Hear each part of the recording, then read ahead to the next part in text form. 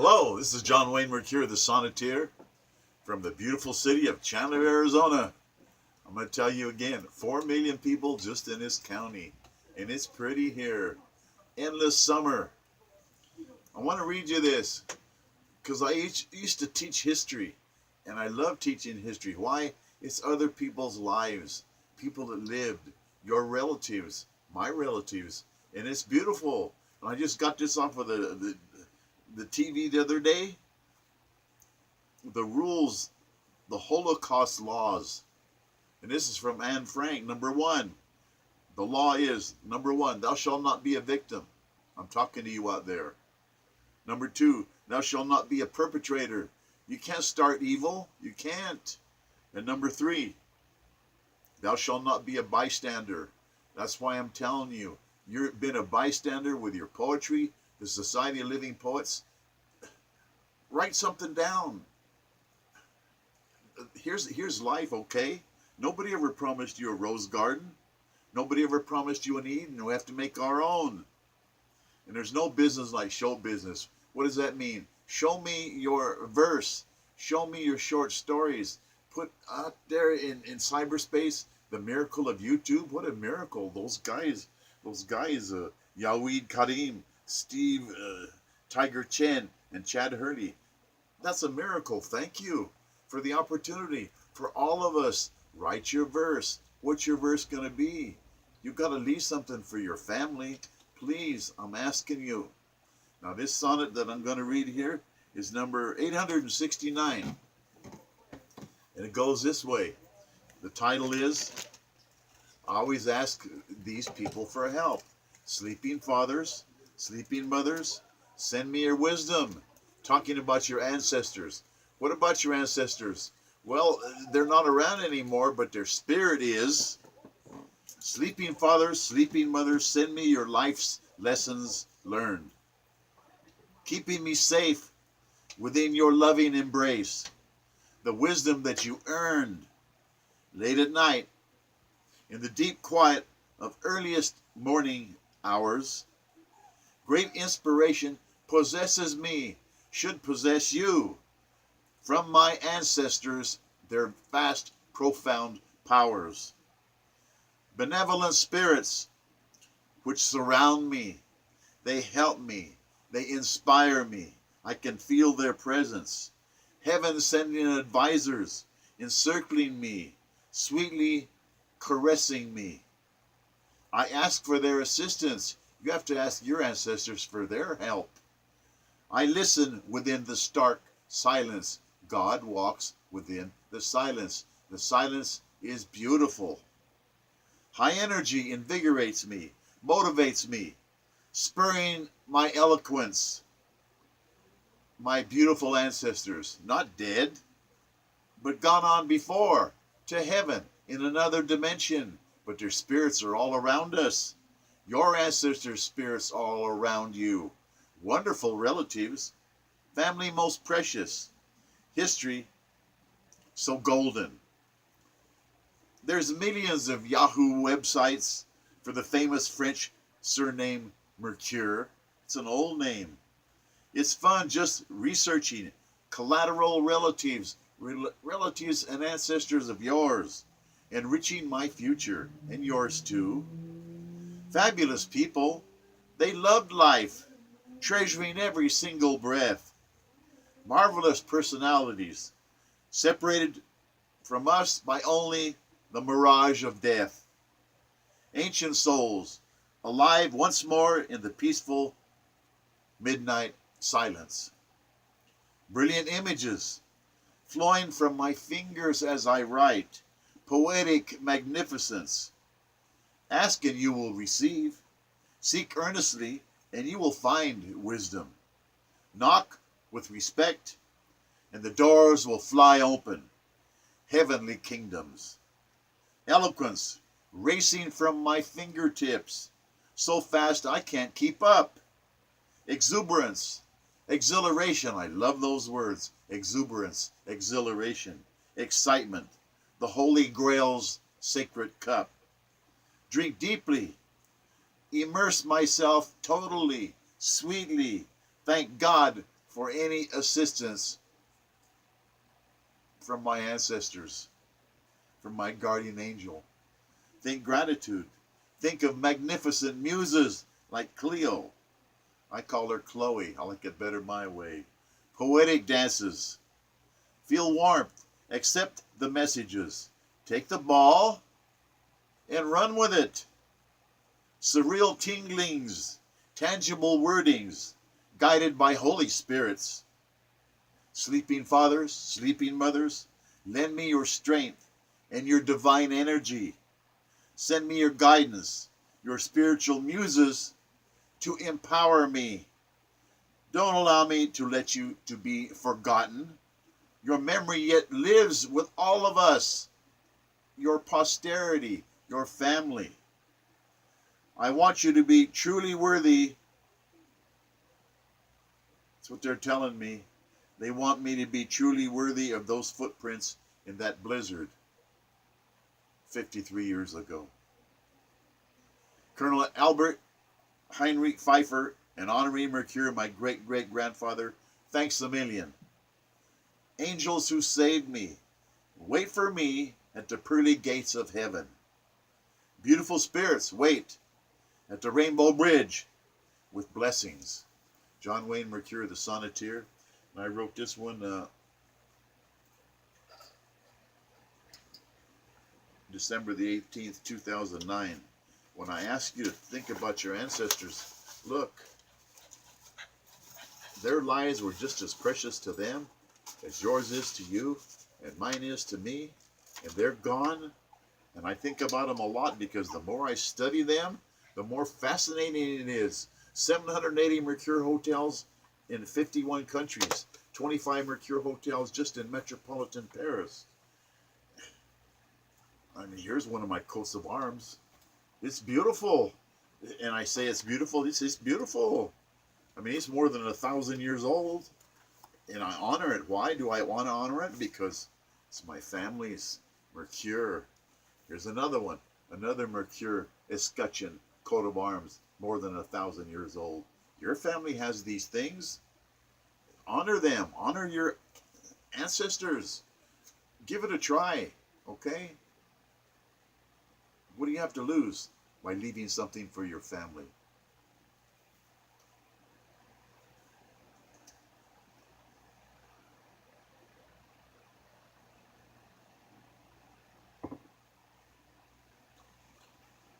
I like this sonnet, number 870. The merciless hunt of the guilty conscience.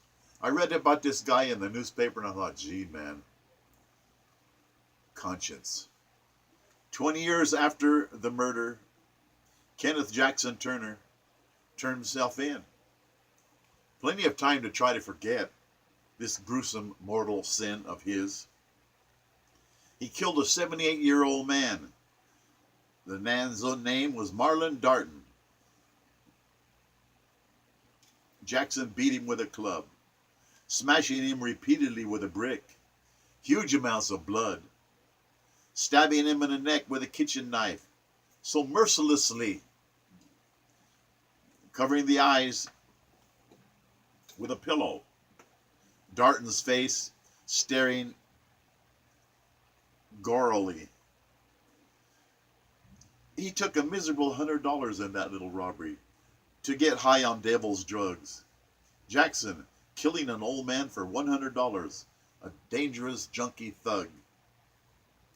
Well, his conscience pursued him, haunted him, hunting him without rest. The hangman's vengeance coming for him. Every shadow, a police officer to arrest him. A police officer behind every bush, every tree. Running away, Jackson did. Cold sweats, trying to go straight and quit drugs. Getting a job, trying to erase the old man Marlon Darton's bloody mug. Buying a house, never a moment's peace, telling his father, his dad, his crime. His father saying to him, he had to make it right.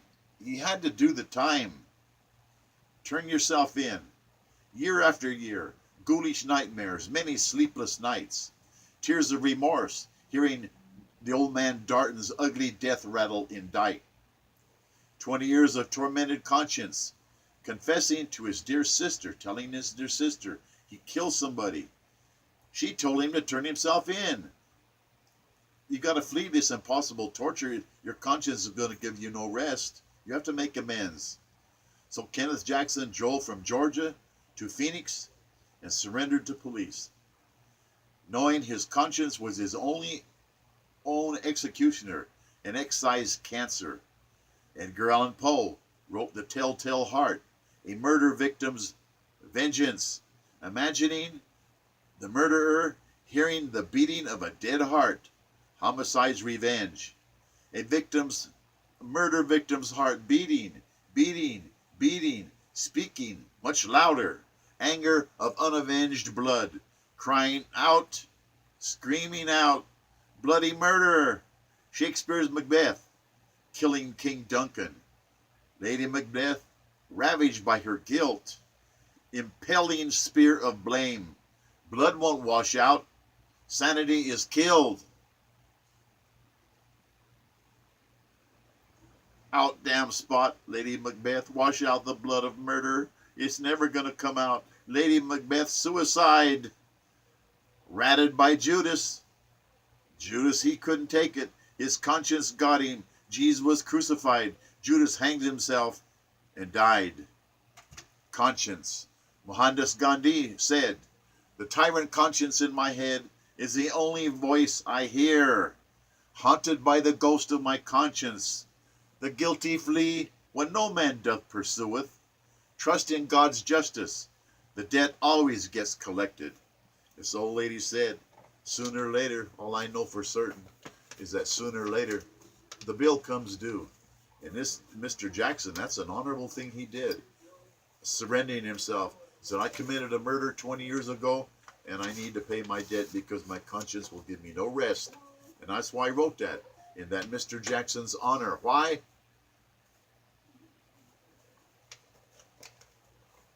He turned himself in. It took a lot. God bless his heart. God bless his victim.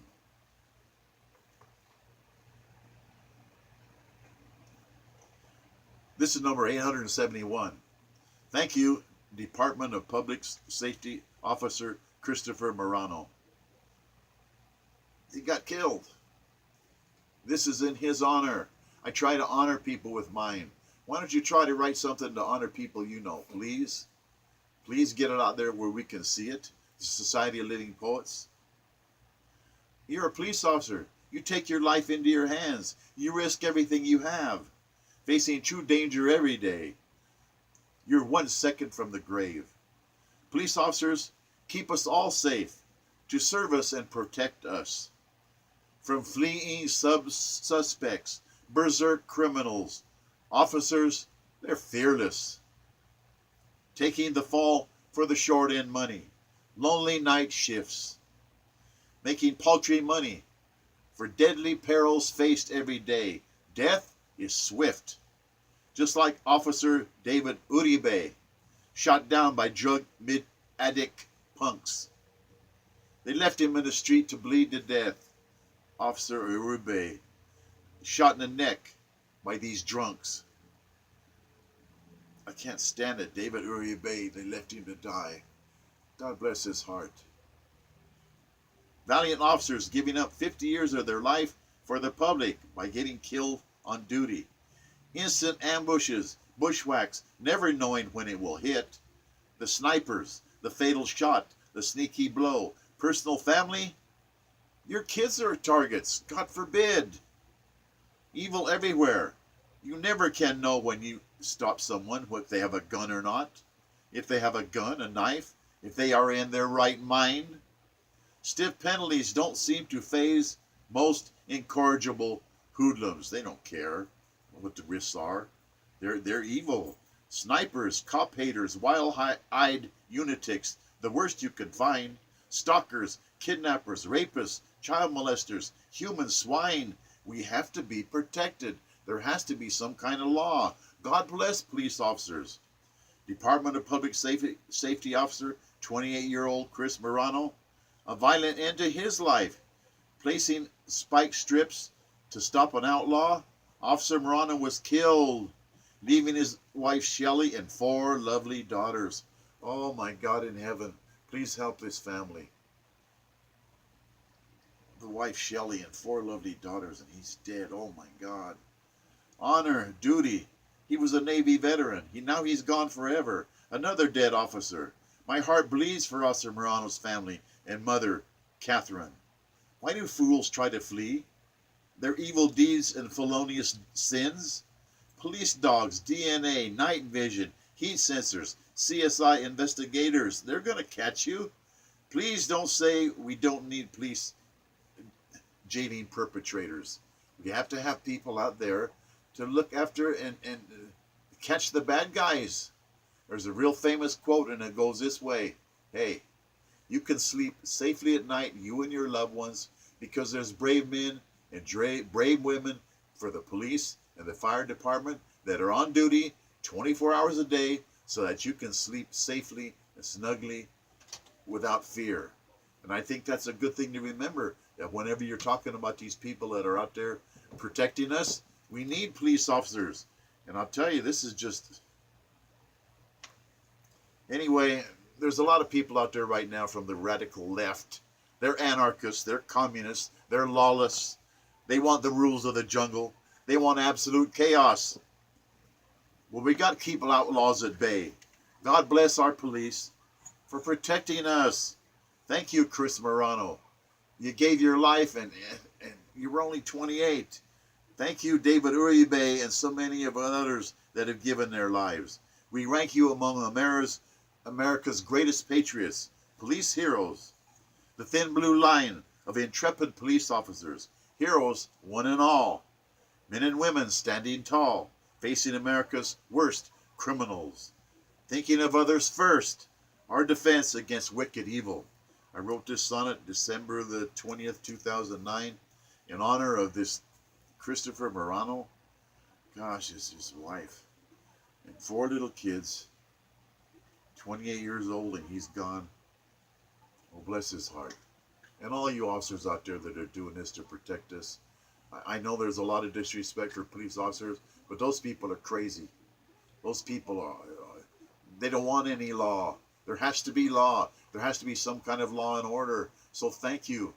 Thank you for the pain you put up with and the suffering, and you don't never complain. Some of you do, and you're just driven to it. Hey, God bless us, everyone. Thank you for listening. Fini.